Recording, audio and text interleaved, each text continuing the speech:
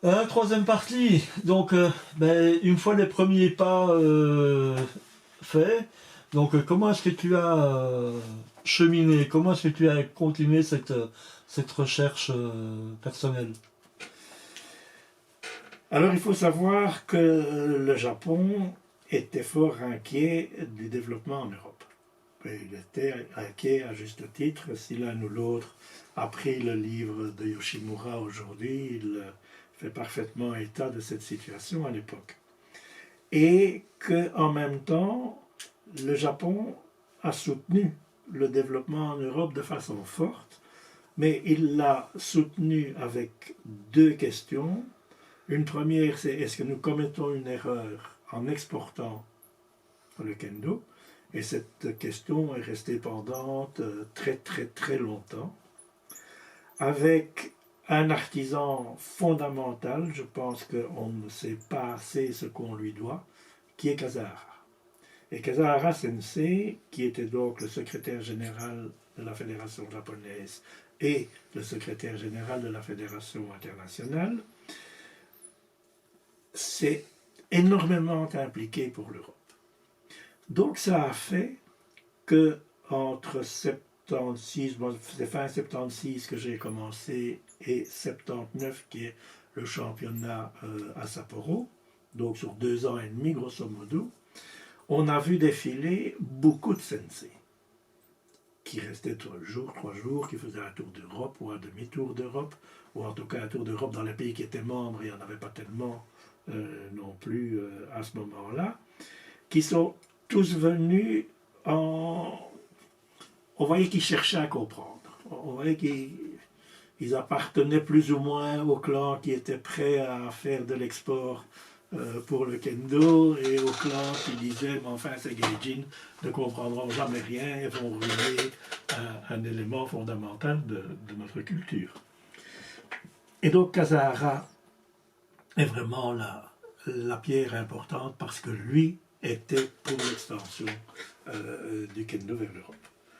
La proximité qu'il avait avec Jacques Dupont était très grande.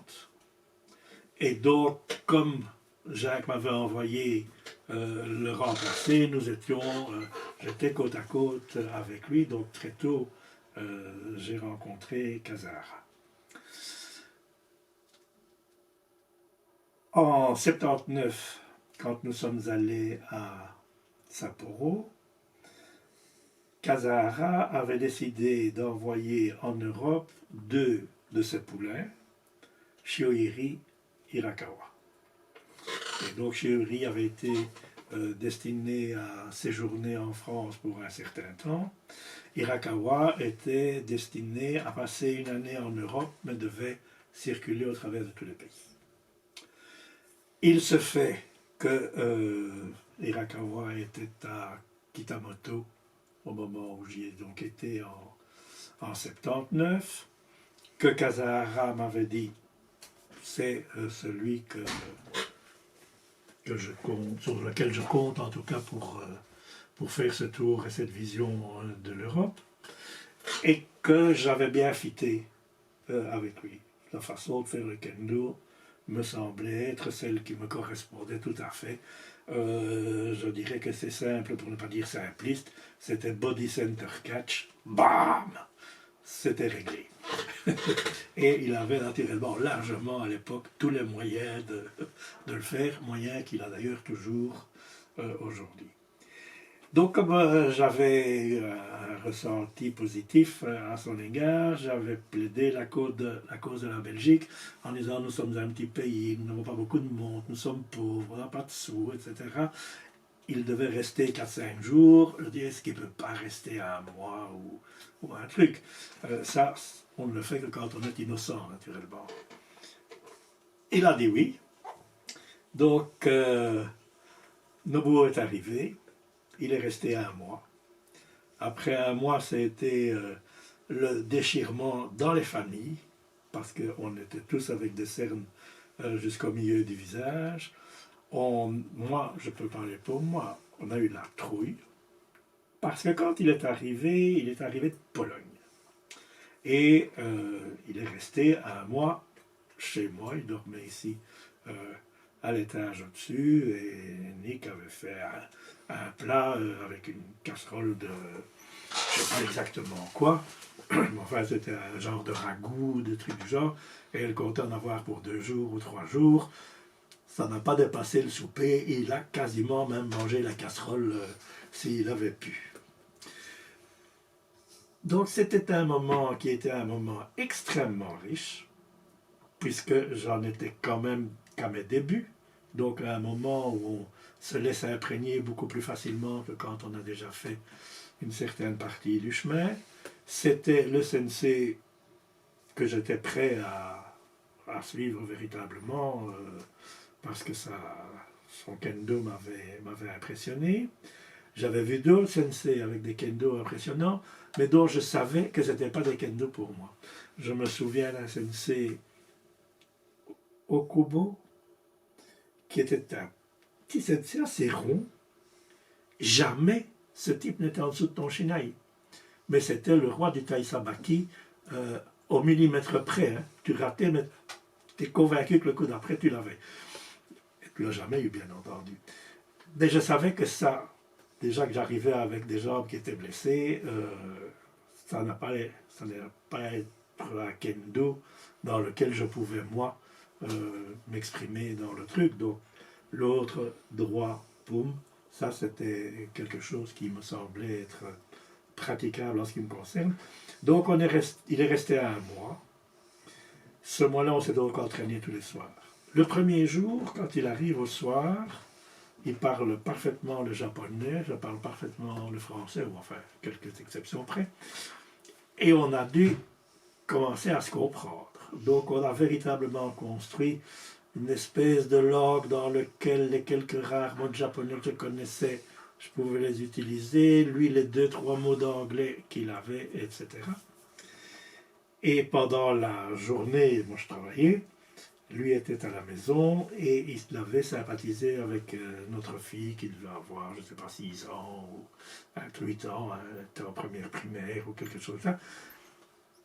Et il a fait ses débuts en français en suivant les exercices de l'époque. Par contre, il avait dit, et ça j'avais bien compris, que notre niveau de kendo était suffisamment dégueulasse que pour ne pas perdre son temps avec des geikos qui n'allaient rien nous apporter, on perdait son temps, c'était pas ça qu'il fallait pas la gym, il fallait directement passer au voisin, parce qu'on avait beaucoup trop à découvrir et à apprendre. Et donc le lendemain, nous sommes à Châtelineau, il donne son cours le matin, bien, à midi, on mange. Et jeudi, il a dit qu'il ne ferait pas geiko parce que, etc. Et l'autre, il ne va pas faire geiko, il ne va pas faire geiko, il ne va pas faire geiko. Geiko, naturellement, il l'a compris. Donc, quand on a recommencé à 2h, on a fait geiko. Alors, je sais qu'il y en a un qui a eu la clé de secours imprimée dans le dos. Moi, j'ai eu une côte enfoncée au travers du dos. Un autre a été blessé ici. Enfin bon, c'était un massacre. Et on a eu la trouille. Mais quand je dis la trouille, on a vraiment eu la trouille. Et la chance, nous avons eu la chance qu'il ne fasse plus de geiko avant la fin de son séjour, sauf le dernier jour. Mais quasiment tous les jours, on se demandait, il va dire geiko, il va dire geiko. C'était impressionnant, mais vraiment impressionnant. Et le dernier jour, il a dit, on va faire geiko. Donc on est dû se précipiter à reculons pour se mettre devant lui. Et il y a un jeune qui s'amène, qui coupe la file, qui va se mettre devant. On se dit ça c'est du pain béni, il y en a déjà un. Le gars part. Nobuo prend, parce que le mengamier n'était pas à la bonne hauteur, etc. Prend son men par en dessous, envoie le men se balader à l'autre bout de la salle, et monte en dessous qui sur lui, qui fout le camp, arrive dans les bancs, tombe, il fait un men, tu vois les cheveux qui s'écartent. Et le gars quitte la salle. J'étais le numéro 2. J'étais content quand mon geiko s'est terminé. Donc, bien sûr que Nobuo est quelqu'un à qui je dois, disons, quasiment tout. Mais en même temps, à l'époque, il y avait beaucoup de sensei qui circulaient. On avait quand même toujours déjà les championnats d'Europe qui avaient lieu tous les ans, sauf les années les championnats du monde. On est allé à tous les championnats du monde. Donc le nombre de sensei qu'on a rencontrés était vraiment très important. Dans ceux qu'on peut citer, il y a tous les grands, parce que eux, naturellement, ne sont pas toujours venus ici, mais nous avons eu la chance d'avoir Nakakura qui est venu tous les ans en Belgique, depuis 77. Donc j'ai connu Nakakura avant de connaître Nobuo. Il est venu vraiment tous les ans, et quand il n'est plus venu vraiment pour les championnats, puisque je pense de tête que le dernier championnat qu'il a fait c'était Paris, mais je n'en suis pas tout à fait sûr.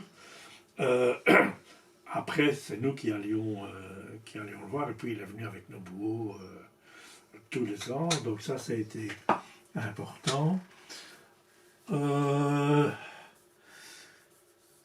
Les noms me reviennent un petit peu comme ça, mais quand je vais les citer, ceux que je vais oublier sont priés de me pardonner, parce que c'est pas qu'ils ne m'ont pas marqué, mais c'est qu'à l'instant même, le nom ne revient pas. Allez. Il était en Suisse, Fukumoto Sensei, bien sûr, qui était aussi un killer. Il y avait Kato, qui était un autre killer. Il y avait vraiment une collection là, de sensei absolument extraordinaire qu'on a connu. Et si je fais un paquet de l'ensemble des choses, je dirais que autant j'avais comme objectif personnel de faire une fois tous les 3 mois un geiko avec un 8e dan. Parce que je trouvais qu'il était important de se retrouver, je dirais presque à nu, face à un 8e. J'aimais beaucoup les asageiko qu'on faisait quand Nobuo venait pour le stage, parce qu'à ce moment-là, on n'était pas déformé, formé par les cours où on dit il faut faire attention à ça, il faut faire attention à ça. C'était un geiko qui était un J-geiko, un combat beaucoup plus libre et qu'on ne pouvait faire qu'avant qu'il n'ait commencé à donner son cours. À partir du moment où il donnait son cours, on essaye naturellement de faire et de reproduire ce qu'il montre, mais on n'a plus la même liberté de faire. Donc j'étais très attaché au premier Jigeiko du matin, l'Asageiko, parce que justement on voyait ce qu'on avait fait comme travail pendant qu'il n'était pas là, on pouvait le juger sur place. Donc, ces sensei, bien sûr que je leur suis véritablement très profondément reconnaissant. Un sensei qui m'a très particulièrement aidé, mais ça c'était plus sur le plan, on va dire, entre guillemets politique, c'était Onuma Sensei. Onuma Sensei, je crois le dernier qui a été nommé 9e dan. Après ça, on a dû faire passer, il est décédé depuis un certain temps. Et ça, c'est son éventail.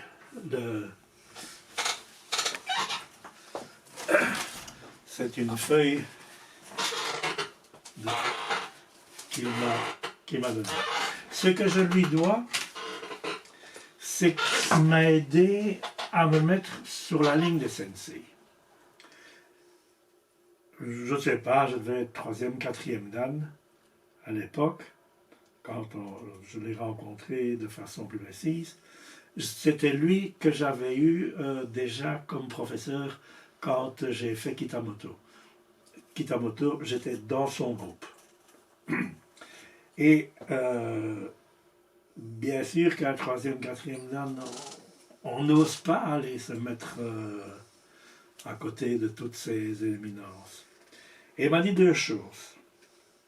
Il m'a dit, 1, c'est ton devoir d'être là, parce qu'il y a une différence entre Alain et le président. Et si tu es là, tu es le président, un peu l'axis mundi de l'organisation, et les autres se mettent là où ils doivent aller. Et bien entendu que ce n'est pas parce que tu es au milieu qu'eux vont penser que c'est toi qui vas donner le stage. C'est vrai que ça, c'était quelque chose de fort et que j'ai bien compris, mais ça allait aussi un petit peu de pair avec le métier que j'avais, dans lequel il fallait faire, comme dans beaucoup de métiers, mais particulièrement dans celui-là, la différence entre la personne et la fonction que l'on remplit. Et en qualité de fonction, on a occupé sa place tranquillement, sans prétention. Celui qui occupera la présidence après, occupera naturellement la place après. Et ça, c'est tout à fait normal. Mais ce que je voulais ajouter pour clore ce point-là, c'est le plaisir et ce qu'on apprend de chaque gecko qu'on fait. Y compris si à un moment on fait un gecko avec un vrai débutant, eh bien, on se rend compte de toute une série de choses. Et du moment qu'on le souhaite, on apprend avec tout un chacun avec qui on a la chance de faire un gecko. Donc il y a ces grands sensei, mais il y a tous les autres. Et ils ne sont pas moins.